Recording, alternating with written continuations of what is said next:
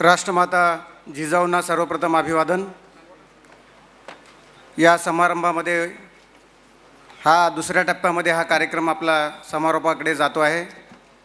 अत्यंत कमी वेळेमध्ये मी आपलं मनोगत ठरलेल्या वेळेमध्ये व्यक्त करणार आहे। भीगती आँखों के मंजर नहीं देखे जाते, भीगती आँखों के मंजर नहीं देखे जाते, हमसे अब इतने समुंदर नहीं देखे जाते। जिंदा रहना है तो हालात से डरना कैसा, जंग लाजिम हो तो लश्कर नहीं देखे जाते। काही जेवण आहे याच्यानंतर, त्याच्यामुळे थोडं आपण सहकार्य करावं। आदरणीय विजय घोगरे साहेब यांचा हा गौरव समारंभ आहे। याला कुठेही सेवापुरती सेवानिवृत्ती असं म्हटलेलं नाही। आतापर्यंत भारत देशात आणि जगामध्ये जे दोन कार्यक्रम होतात, विशेषतः श्रद्धांजली सभा आणि एखादा जेव्हा अधिकारी रिटायर होतो तेव्हा तिथे माणसं त्या दोघांविषयी चांगलंच बोलतात।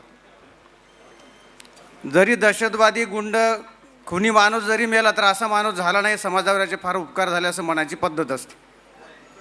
परंतु तुकाराम महाराज म्हणाले, मोले घातले रडाया नाही असू नाही माया। त्यात सत्यता असते असं नाही, परंतु आजचा समारंभ अतिशय वेगळा आहे।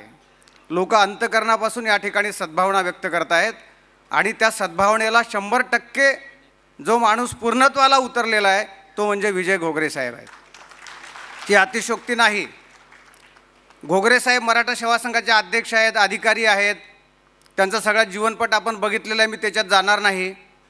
परंतु हा जो ग्रंथ आम्ही निर्माण केलेला आहे, हा ग्रंथ निर्माण करण्याची सूचना आदरणीय खेडेकर साहेबांनी मला केली आणि सांगितलं की आपलं घोगरे साहेबावर ग्रंथ झाला पाहिजे।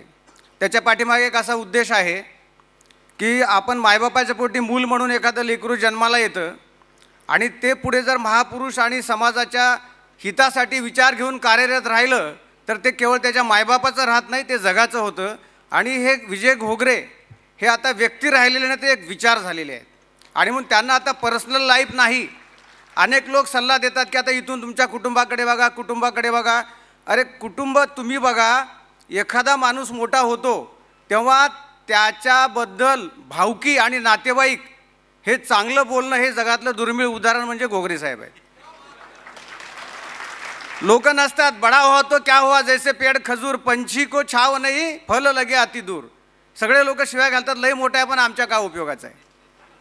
परंतु त्यांनी इतक्या देशात त्यांचे नातेवाईक भाऊबंद पाठवलेत, 28 इंजिनियर, 13 डॉक्टर, 14 शास्त्रज्ञ, 15 प्राध्यापक, 13 डॉक्टर, 17 राजकारणी, कंबोडिया, जापान, अमेरिका, इंग्लंड। भारताचं दळणवळण मंत्री जर त्यांना केलं तर भारताचे संबंध सुधारतील अशी परिस्थिती आहे। इतकं त्यांचं नेटवर्क, ते कुठलं कुटुंबाकडे बघतील, त्यांना कुटुंबच नाही आता। अवघाची संसार सुखाचा करीना, आनंदे भरीन तिन्ही लोक, ही जी तुकोबांची भूमिका आहे त्यांना 100% लागू होते। हे विजय घोगरे साहेब आहेत, जगाचे आता ते झालेले आहेत। त्यांचा एक सामाजिक विचार म्हणून त्यांच्याकडे आपण बघायला पाहिजे। खेडेकर साहेबांनी सांगितलं की हा विचार आहे आणि म्हणून केवळ 40 दिवसामध्ये हा 460 पानाचा ग्रंथ आम्ही तयार केलेला आहे। आणि हा ग्रंथ विजय घोगरे नावाच्या व्यक्तीचं हे चरित्र नाही, तर हे एका सामाजिक चळवळीतल्या सुंदर जगण्याचं तत्त्वज्ञान म्हणजे हा ग्रंथ आहे, हे पहिल्यांदा आपण समजून घेतला पाहिजे। यामध्ये छत्रपती शिवाजी महाराजांनी 400 वर्षापूर्वी तलाव आणि पाण्याबद्दल काय सांगितलं एक कोटेशन दिलेलं आहे। आणि दुसरं राजर्षी शाहू महाराजांचं एक कर्नल फेरिसला लिहिलेलं पत्र इथं दिलेलं आहे। शाहू महाराज तेव्हा 1902च्या कालखंडात म्हणतात फेरिसला की मला जगात नव्हे तर भारतात नव्हे तर आशिया खंडात सर्वात मोठं धरण मला कोल्हापूरला बांधायचं आहे। आणि या छत्रपती आणि शाहूंचा विचार घेऊन ज्यांनी आपल्या जीवनामध्ये खरं म्हणजे हे काम केलं त्यांचा हा ग्रंथ आहे। त्यांच्या प्रशासकीय कामावर मी बोलणार नाही, चरित्र लिहिताना काय अडचणी आल्या फक्त त्या मी आपल्याला सांगून थांबणार आहे। साहेबांनी तर मला सांगितलं ग्रंथ लिहायचं, पण लिहायचा कसा आणि माहिती कशी मिळवायची। तुम्हाला माहीत आहे विजय घोगरे साहेब 2.5 तासापासून कसं एकत्र बसलेत, हा एक चमत्कार आहे। कारण त्यांना 5 मिनटं लक्षवेधक काय ऐकावं त्यांच्याकडून तर शक्य नाही, ते थांबू शकत नाहीत एका ठिकाणी, इतके बहुआयामी व्यक्तिमत्व आहे ते। आणि ते जेव्हा एखादं वाक्य बोलतात त्याचे जर 10 शब्द असले तर 8 आपल्याला कळत नाही, शेवटचे 2 कळतात, तेवढं करून टाक। काय करायचं, का जगाला आग लावायची की स्वतः मरायचं काहीच कळत नाही। आणि त्यांची भाषा जावा C++ अशा प्रकारचे काहीतरी असते, कळणं अत्यंत अवघड आहे. आता त्यांची माहिती कशी घ्यायची, त्यांचं कम्युनिकेशन. ह्युआंग सांग नावाचा प्रवासी आला, उलटा तिलटा भारत फिरला. त्यानंतर भारतातला पहिला माणूस विजय घोगरे आहे, जो जगभर फिरला. त्यांनी नकाशा तयार केला. आत्ता जरी त्यांनी ठरवलं, प्रधानमंत्र्यांनी बोलवलं, तर आता जातील समारोपाला परत येतील. इतकं प्लॅनिंग भारी आहे त्यांच्याकडे.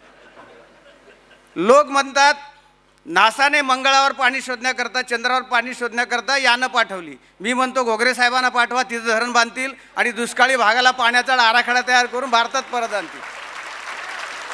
स्वर्गात पाण्याची देवता वरुण आहे, भारतात विजय आहे.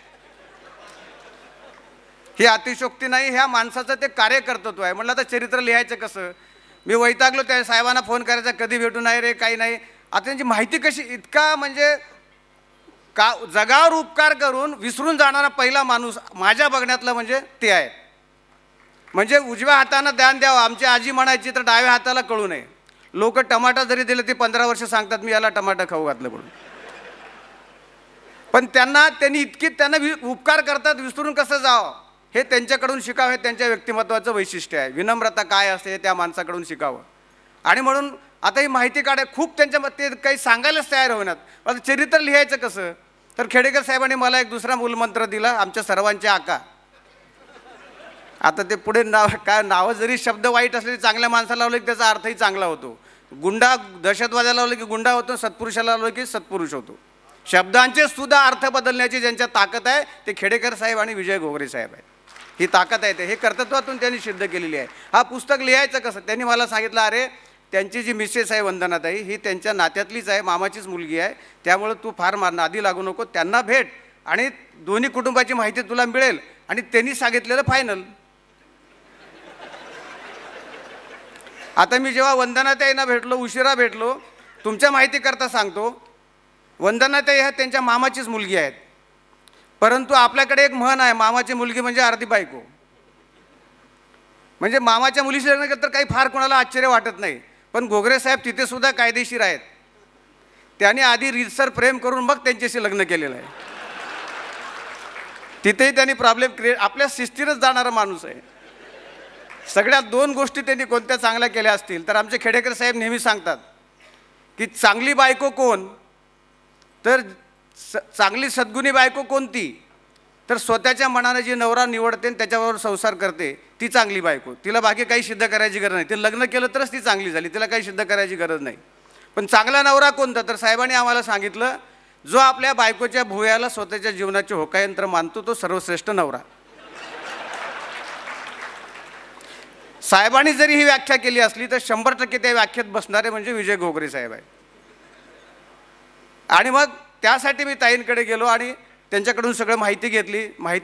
जेव्हा ती माहिती घ्यायचा मी प्रयत्न केला तेव्हा माझं असं लक्षामध्ये आलं, हा प्रेमविवाह तर आहेच, परंतु त्यांचं जेव्हा आकलन, हे चरित्र लिहायचं कसं तेव्हा माहिती घ्यायला लागलो तर आपल्याला आश्चर्य वाटेल की त्यांच्याकडून तर माहिती घेतलीच, परंतु हे 450 पानं तर नाही. लिहिताना असा विचार आला, मी गुगलवर सर्च केलं, तुम्ही पण सर्च करा, हा भारतातला एकमेव व्यक्ती आहे की 4.5 लाख पेज याची माहिती गुगलवर घोगरे साहेबाशी संबंधित आहे. सर्च करून बघा.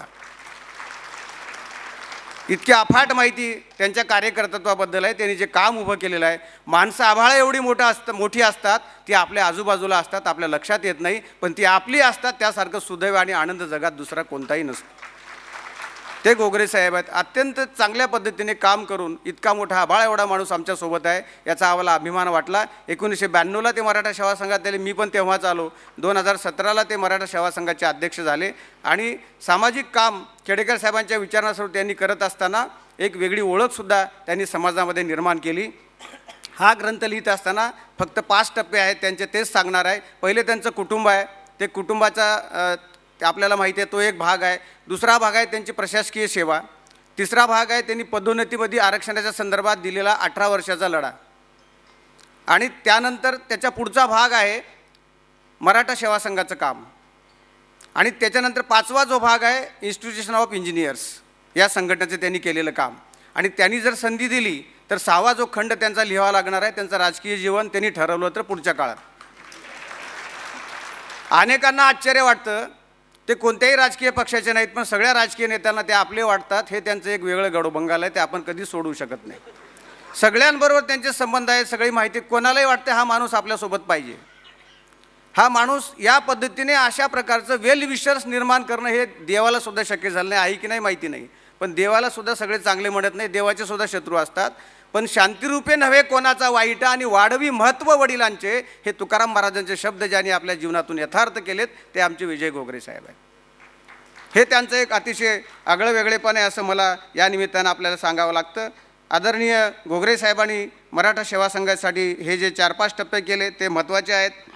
त्यांनी आईवडिलांच्या पोटी जन्म घेतला, शेतकरी होते, परंतु शेतीमातीसाठी कष्टकऱ्यांसाठी त्यांनी अतुलनीय अपार असं काम केलेलं आहे. त्यामुळे त्यांच्याबद्दल हा जो ग्रंथ आहे याच्यामध्ये 125 पानाचं त्यांचं चरित्र मी लिहिलेलं आहे. त्याचबरोबर 64 लेख आहेत. वंदनाताईंची मुलाखत आहे, त्यांचा पत्रव्यवहार पण आपण त्या ठिकाणी छापलेला आहे. त्या काळामध्ये त्यांनी एकच केलं, आपल्या कुठल्याही ग्रंथामध्ये चांगली बायको मिळावं म्हणून कुठलंही यज्ञ हवन मंत्र काहीच नाही आहे, कुठलंच नाही आहे. पण चांगला नवरा मिळावून हजारो तुम्हाला सगळे उपासना मंत्रतंत्र सापडतील. परंतु आदरणीय घोगरे साहेबांनी 2 गोष्टी जीवनात महत्त्वाच्या केल्या. एक, त्यांनी शिक्षणावर प्रेम केलं आणि दुसरं वंदनाताईवर केलं. त्यांच्यामुळे 80% जीवन त्यांचं सुखी आणि समृद्ध झालं. म्हणजे त्यांनी अत्यंत चांगल्या पद्धतीने कटाक्षाने, म्हणजे 12वीला असतानाच त्यांनी जीवनाचं ध्येय ठरवून टाकलं, क्लास 1 अधिकारी व्हायचं आणि दुसरं वंदनाशी लग्न करायचं. आणि त्यामुळे ह्या 2 गोष्टी त्यांनी केल्या आणि त्यामुळे त्यांना घराकडे परतून बघावं लागलं नाही. वंदनाताईंनी ज्या पद्धतीने आपल्या कुटुंबाचा संसार केला, घोगरे साहेबांना सांभाळलं, हे अतुलनीय असं काम आहे, त्याची आपण तुलनाच करू शकत नाही. एक दाम्पत्य जीवन किती चांगल्या पद्धतीचं असावं त्याचं अलीकडच्या काळातलं सर्वोत्कृष्ट उदाहरण खेडेकर साहेबानंतर ते आहे, हे आपण समजून घेतलं पाहिजे. आणि त्यांच्याप्रमाणे माझा नंबर 15वर सोडावा लागेल, माझंही लग्न झालेलं आहे. तर या पद्धतीने आपण या विचार आपण या पद्धतीने करावा असं मला वाटतं. दुसरा एक त्यांच्याकडे दुसरे 2-3 फक्त रेकॉर्ड आहेत. आशिया खंडात सर्वात वेगवान धरण बांधण्याचं काम हे त्यांच्या मनावर रेकॉर्ड आहे. दुसरा एक रेकॉर्ड त्यांचा असा आहे की त्यांनी जे प्रेमपत्र पाठवली ताईंना, तो सुद्धा एक वैश्विक विक्रम आहे.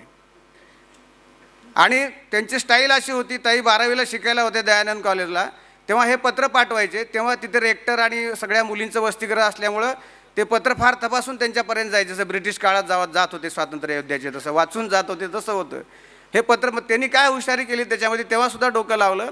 प्रेषक म्हणून त्यांच्याच वडिलाचं, ताईंच्या वडिलाचं नाव मारुती झोळ हे टाकायचे आणि पाठवायचे. तर ते रेक्टर आणि तिथल्या मुली हेवा करायच्या ताईंच्या की बाप असा तर असा, 8 दिवसाला पत्र आहेच. एक आदर्श बाप कसा असावा ते म्हणजे मारुतीराव झोळ. पण हा काळजी करणारा माणूस वेगळा होता हे त्यांना शेवटपर्यंत कळलं नाही. हे आज मी तुम्हाला सांगितलं माहितीसाठी. त्यांचा जे दोघांचा पत्रव्यवहार आहे प्रातिनिधिक स्वरूपात त्या ग्रंथात मी छापलेला आहे. पण मी काल खेडेकर साहेबांना सांगितलं की साहेब त्यांचं जे काही हे फाडून टाक असं साहेबांनी सांगितलं, तर वंदनाताईंनी जपून सगळे पत्र ठेवले. त्याच्यामुळे कॉपीराईट सगळे ताईंकडे आहे, त्यांची परवानगी आपण घेतलेली आहे. मराठी साहित्य विश्वामध्ये तरुणपणामध्ये एकमेकाशी पत्रव्यवहार किती उंचीने करता येतो, त्यांच्यातील ते पत्र वाचले तुम्ही तर तुम्हाला जीवनाचं तत्त्वज्ञान, एक 15-16 वर्षाचा मुलगा कशा पद्धतीने एखाद्या मुलीशी व्यक्त करू शकतो, एखादी मुलगी आपल्या भावी पतीशी कशा पद्धतीने संवाद करू शकते, याचं सर्वोत्कृष्ट उदाहरण एक साहित्य क्षेत्रामध्ये त्यांच्या पत्रव्यवहारातून निर्माण होईल. असा तो ग्रंथ आपल्याला करायचा आहे. पुढे आपण तो कार्यक्रम करणार आहे. अनेकांच्या डोळ्यामध्ये काही म्हटलं की बाबा तुमची दुसरी इनिंग सुरू झाली. अरे त्यांची पहिली कधी सुरू झाली? त्यांचं जीवन हाच एक संघर्ष आहे. आणि म्हणून इनिंग बिनिंग काही नाही, तर त्यांचं संपूर्ण म्हणजे दुःखी असतात लोक. काही लोक उगाच एरंडर पेल्यासारखं, आता त्यांची रिटायरमेंट आहे, उद्या काय करायचं. 80% अधिकाऱ्यांसमोर प्रश्न असतो रिटायर झाल्यावर उद्या काय करायचं. सकाळी ड्रायव्हर गेलं, बंगला गेला, माणूस नाही, बायको ऐकणार. मग हे जाऊन स्वयंपाकघरात जाऊन कांदा कसा कापावा, गाजर कसं कापावं हे तिथं करायला लागतं. तसल्या भानगडी साहेबांच्या नाही आहेत. तुम्हाला एकच विनंती आहे, तुम्हाला 110 वर्ष जगायचं असेल तर सामाजिक संस्था जॉईन करा, मराठा सेवा संघात या. म्हातारं होणार नाही, लवकर मरणार नाही. आमचे निर्मल कुमार देशमुख आजही एकदम वर्ल्ड हेल्थची जर काही एखादी स्पर्धा झाली तर त्यात पहिला क्रमांक गोल्ड मेडल त्यांनाच मिळेल. इतकं बघा तुम्ही कसा चेहरा आहे, हास्य किती आहे. साहेबांकडे बघितलं तर वाटणार नाही ते 200 वर्ष जगायचे त्यांचा निर्धार आहे. कशी ऊर्जा आहे ही. तुम्ही सामाजिक चळवळ जोडा. समाज हा कुटुंब झाल्यानंतर ह्या तुमच्या वेदना आणि दुःख नाहीसं होतं. ते घोगरे साहेबांकडे बघून आपल्याला शिकायला येतं. दुसरा एक रेकॉर्ड त्यांचा आहे की ते 88ला BE उत्तीर्ण झाले आणि त्यांनी पहिलंच ठरवलं होतं की आपल्याला MPSC देऊन अधिकारी व्हायचं आहे. आता ते दुर्दैव एक असं झालं, आमच्या मराठवाड्यातले शंकरराव चव्हाण मुख्यमंत्री होते, त्यांनी महाराष्ट्राला 0 बजेट लागू केलं आणि MPSC 5 वर्ष झालीच नाही. त्याच वर्षी ते झाले असते अधिकारी, आज सेक्रेटरी म्हणून सेवानिवृत्त झाले असते. परंतु ती परीक्षा 1993ला झाली. MPSC निर्माण झाल्यापासून आत्तापर्यंत सर्वोच्च मार्क घेण्याचं रेकॉर्डसुद्धा त्यांच्याच नावावर आहे. 572 मार्क पडले, त्यांची डिग्री पुस्तकात छापली. आपल्या सन्माननीय महानेत्यासारखं नाही. ह्याच्या डिग्री आहे, मार्क आहे, सगळंच आहे. खोटं आपण काही बोलत नाही, पुराव्यासहित सगळ्या गोष्टी दिलेल्या. हा त्यांच्या जीवनातला रेकॉर्ड आहे. डॉक्टरेट केली त्यांनी, अनेक भाषा त्यांना येतात, कोणत्याही विषयावर ते बोलू शकतात. इतका विनम्र, साधा, सद्गुणी, एखादा पुत्र कसा असा, मुलगा कसा असावा, एखादा चांगला पती कसा असावा, भाऊ कसा असावा, सहकारी कसा असावा, सामाजिक कार्यकर्ता असावा, याचे जर पॅरामीटर लावायचे असेल तर सगळ्यामध्ये 100पैकी 100 मार्क मिळवणारं एक आगळं वेगळं व्यक्तिमत्व ते आपल्यात आहे. यासारखं सुदैव शब्दाच्या मर्यादा जरी असल्या तर दुसरं कोणतं नाही. आणि म्हणून हे त्यांच्या संदर्भाचे अनेक रेकॉर्ड आहेत. 93ला त्यांनी MPSC दिली आणि त्यातून ते पुढे गेले. मी समारोपाकडे येतो, वेळेच्या मर्यादा आहेत, आपल्याला माहिती आहे.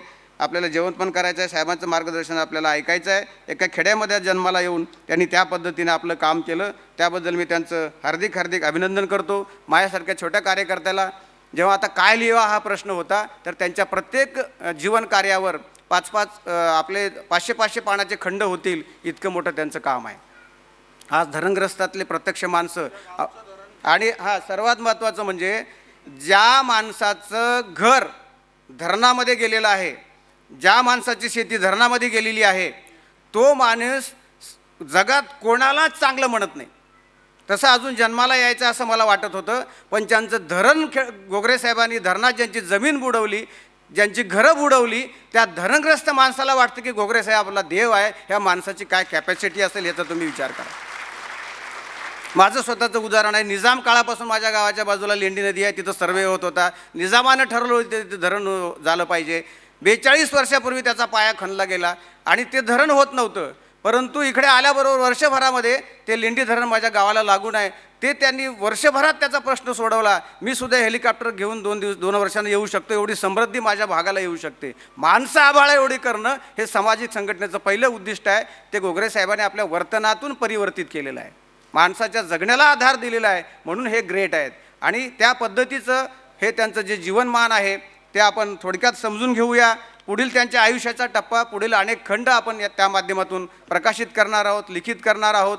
आदरणीय खेडेकर साहेबांनी ज्या पद्धतीनं आम्हाला घडवलं, वाढवलं, त्या माध्यमातून आपल्याला पण विनंती आहे, मराठा सेवा संघातच या असं आमचं म्हणणं नाही, पण तुम्ही कुठल्याही आवडलेल्या सामाजिक संघटनेमध्ये, सामाजिक संस्थेमध्ये जा. रिटायर झाला तर तुम्हाला दुःख होणार नाही.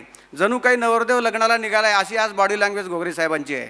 गाडी सजवली, फुलं काय लोक टाकतायत, ड्रेस नवीन घेतला आहे, म्हणजे त्यांना दुःखच नाही. उद्या काय करावं त्यांच्यापुढे प्रश्न नाही. आणि म्हणून हे अप्रतिम असं हे दाम्पत्य जीवन, समाजाचं काम करून सुद्धा किती आनंदाने राहता येतं. त्यांच्या एवढं प्रेशर कुणावरच नाही, पण ते प्रेशर 0 घेतात. त्यांच्या मोबाईलमध्ये एवढी ताकद आहे, अनुभव एवढी ताकद आहे, ते आत्ता मोबाईलवरून काही करू शकतात. म्हणजे बॉम्बस्फोट नाही घडवतात, कोणताही प्रश्न ते चुटकीसरचे मेसेज केला की प्रश्न सुटतो. इतकी ताकद त्यांच्या शब्दाला, ताकद त्यांनी वर्तनातून निर्माण केलेली आहे. असा हा जनकल्याणी अभियंता छत्रपती शिवाजी महाराज असते तर निश्चितपणे पाणी धोरणाचं प्रमुख पद छत्रपतींनी त्यांच्याकडे दिलं असतं. इतकं मोठं काम गोगरे साहेबांचं आहे. आणि आजच्या सरकारने जरी ठरवलं तर हे कम्युनिकेशन, दळणवळण कसं करावं, सिंचनाचा जो काही संविधानामध्ये जे काही भूमिका घेतली गेलेली आहे, संविधानाला काउंटर न होणाऱ्या चांगल्या गोष्टी प्रत्यक्षात आणण्यासाठी अशा माणसाची गरज लागणार आहे. आणि तर त्यांनी ठरवलं, ते जर राजकारणात गेले तर पुढचे 500 पानं लिहायला साहेब मी तयार आहे, माझ्यासाठी ते सोपं आहे. तुम्ही तिकडेही काम करावं अशी मी या ठिकाणी सदिच्छा देतो. आणि ही मोठी माणसं आपली असताना आपल्यावर काय वाटतं ते 2 शब्दामध्ये गालिबच्या 2 ओळी म्हणून मी थांबतो. बनाकर फकीरों का हम भेस गालिब. काही थोडं वाहवा वगैरे म्हणा, काही श्रद्धांजली सभेला आलो नाही आपण. इरशाद, बनाकर फकीरों का हम भेस गालिब, तमाशा ये अहल ये करम देखते हैं. वो आए घर में हमारे, खुदा की कुदरत है. वो आए हमारे घर में, खुदा की कुदरत है. कभी हम उनको तो कभी अपने घर को देखते हैं, कभी हम उनको तो कभी हम घर को देखते हैं. धन्यवाद. जय जिजाऊ, जय शिवराय.